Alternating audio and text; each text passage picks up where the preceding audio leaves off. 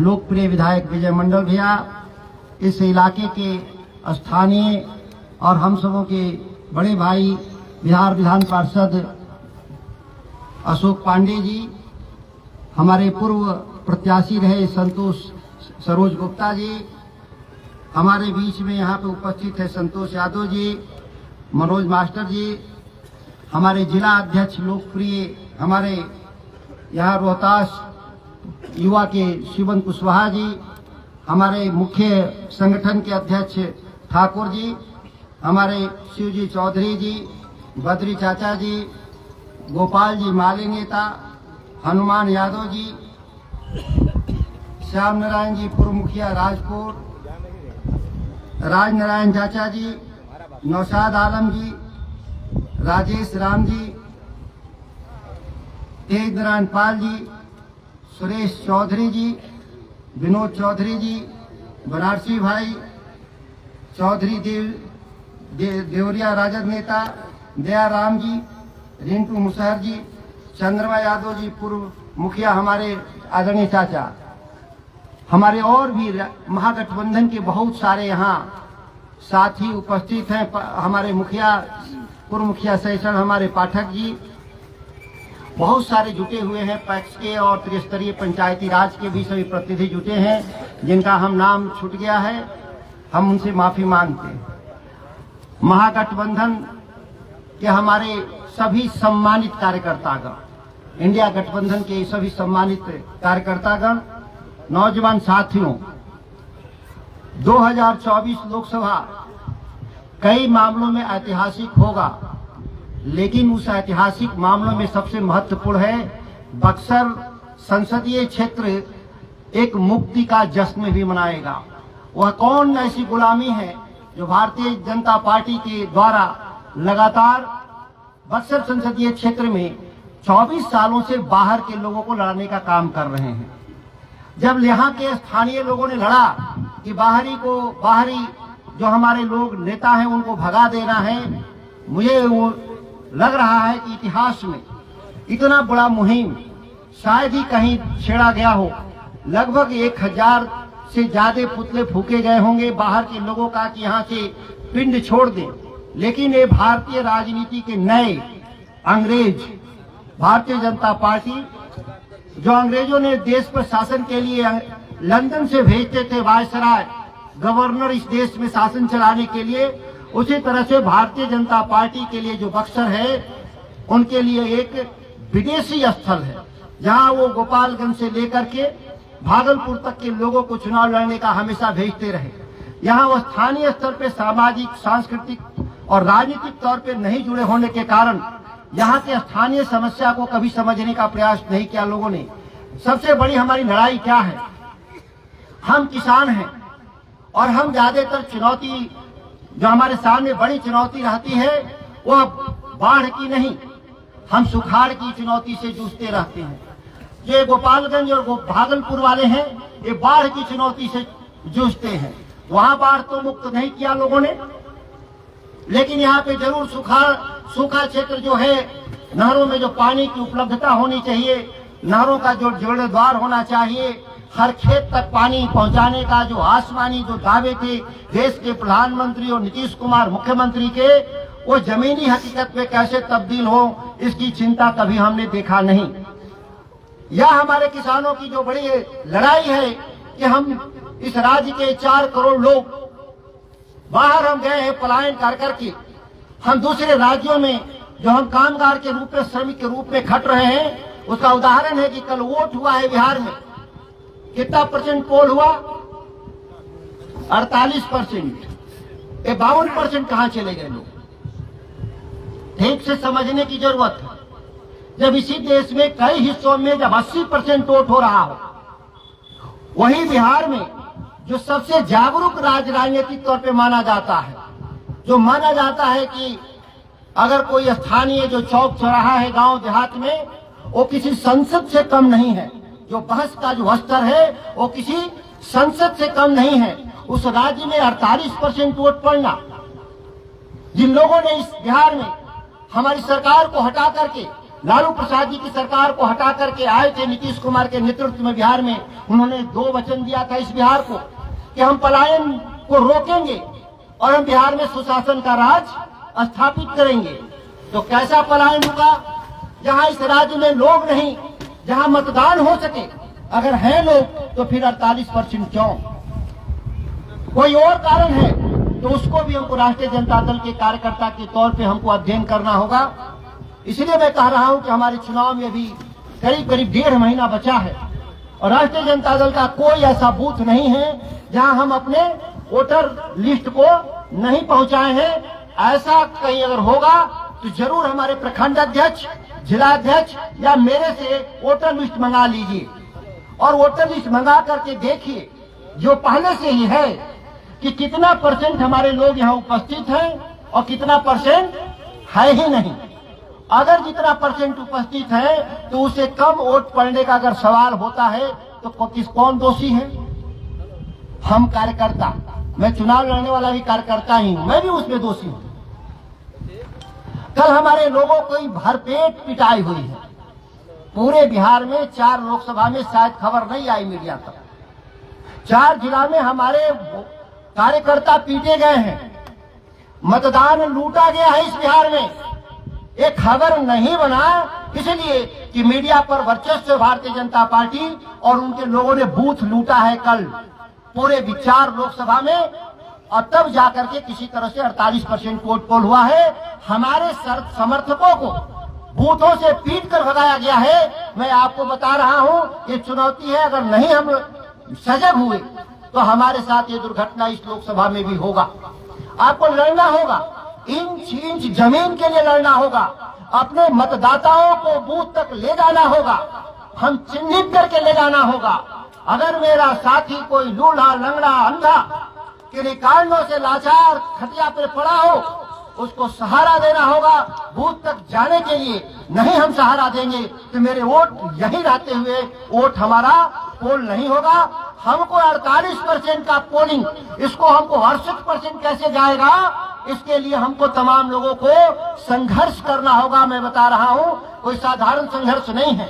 हमारे लोग होंगे, बाहर गए होंगे, उनको भी हमको बुलाना होगा चुनाव में कि आप आइए, वैसे ही आइए जैसे आप किसी पर्व में आते हैं, किसी त्योहार में आते हैं, घरों में शादी ब्याह में आते हैं, उसी तरह से वापस आइए। और मैं जानता हूं होता है बिहार में वोट, यहाँ बैठे हुए आधे लोग पंचायती राज का चुनाव लड़ते हैं और पंचायती राज का जब वोट पड़ता है तो 70 और 72% इसी बिहार में पोल होता है। तो 72% और हम 48% का अंतर, ये हमारे गरीब लोग, इसलिए बिहार को गरीब रखा गया। याद करिए ठीक से कि हमारे गरीब लोग बिहार से जाकर दूसरे राज्य में मजदूरी करेंगे और वोट डालने के लिए वापस नहीं आ पाएंगे। यह एक षड्यंत्र है इस देश का। इस देश में जो सरकार चलाने वाले लोग हैं वो बेहद धूर्त लोग हैं।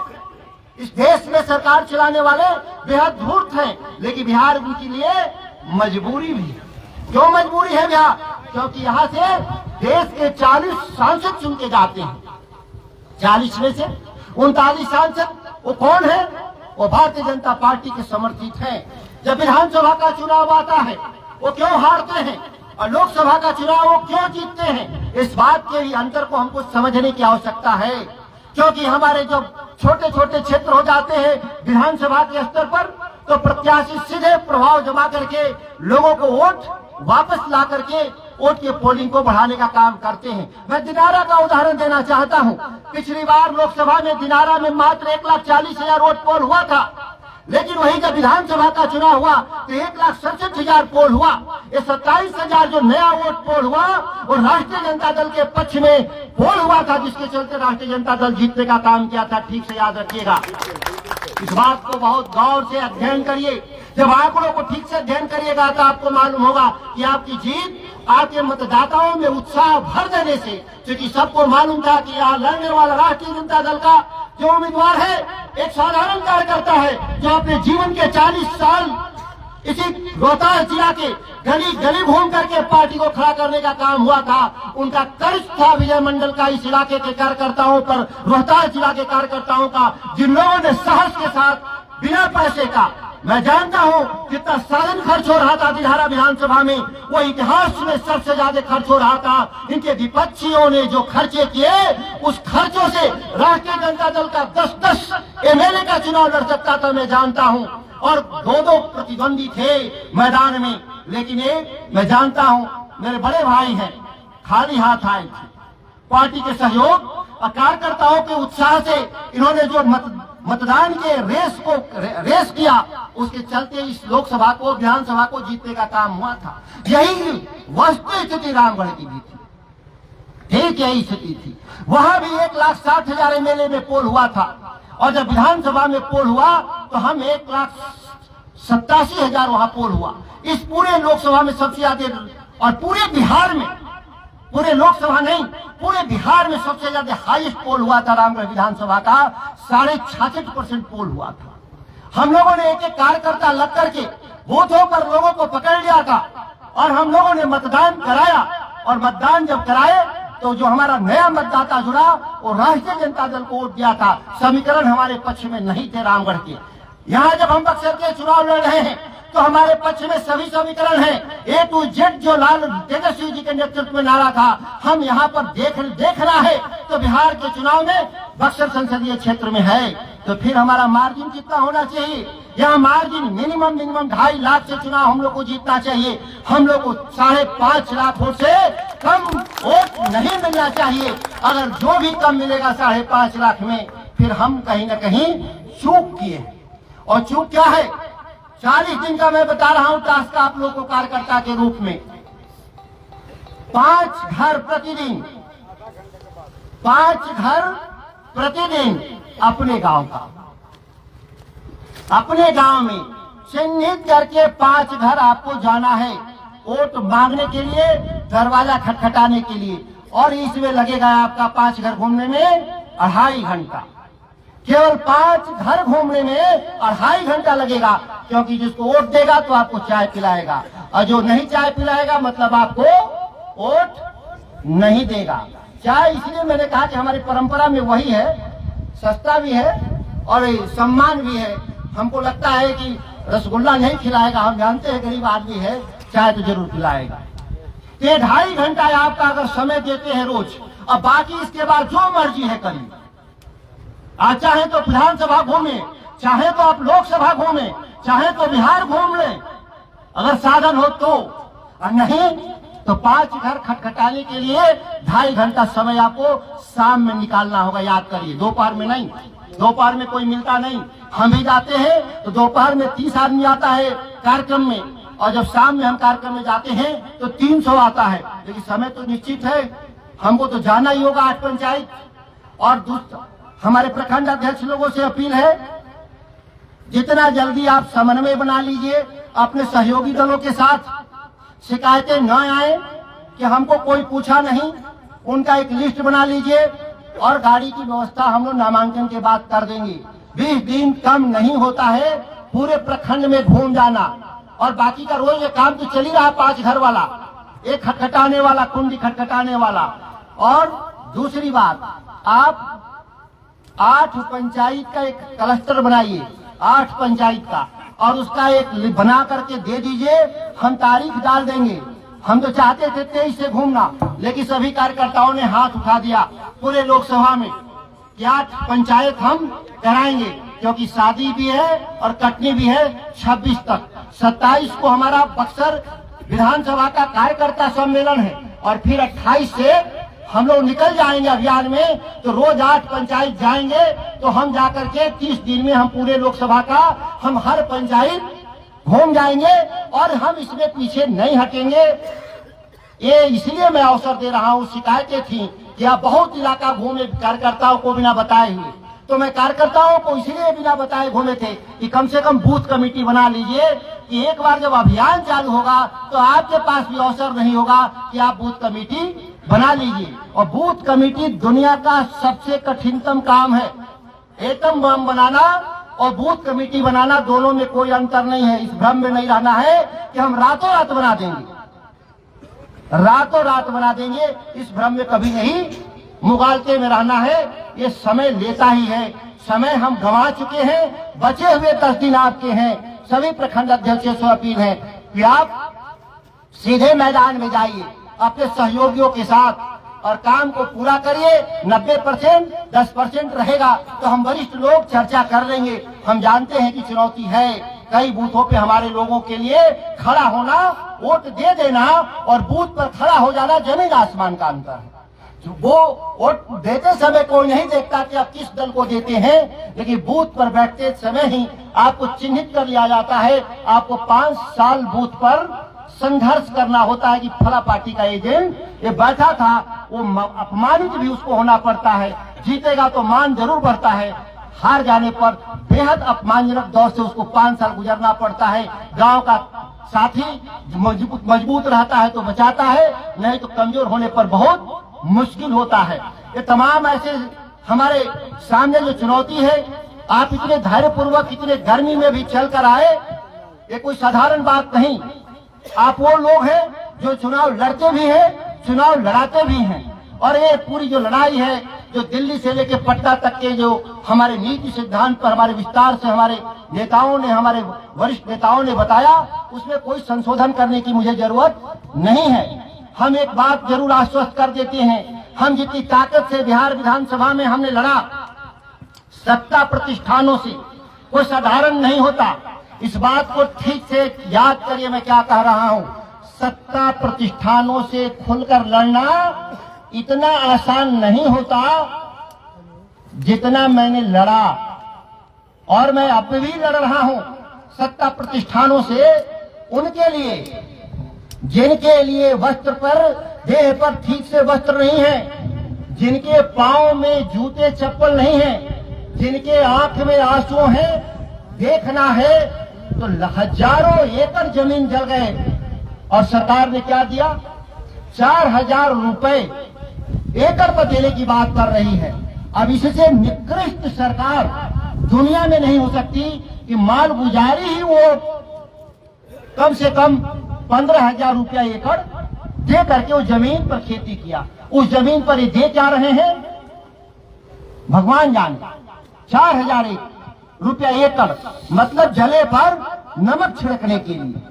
वो भी दौड़ाते दौड़ाते आपका चप्पल तोड़ देंगे और जितना रुपए आपको मिलेंगे नहीं उससे ज्यादा खर्चा लगा देंगे, क्योंकि जिस तरह से कदर भ्रष्टाचार है नीतीश के राज में, शायद आपका मृत्यु प्रमाण पत्र भी बनवाने में भी पैसा राज्य में देना पड़ता हो। इससे ज्यादा बड़ा भ्रष्टाचार नहीं हो सकता कि मेरी मौत का भी सर्टिफिकेट दे दो कि हम दुनिया से विदा हो गए। इसका भी सर्टिफिकेट के लिए बिहार में नीतीश कुमार के राज में पैसा लगता है।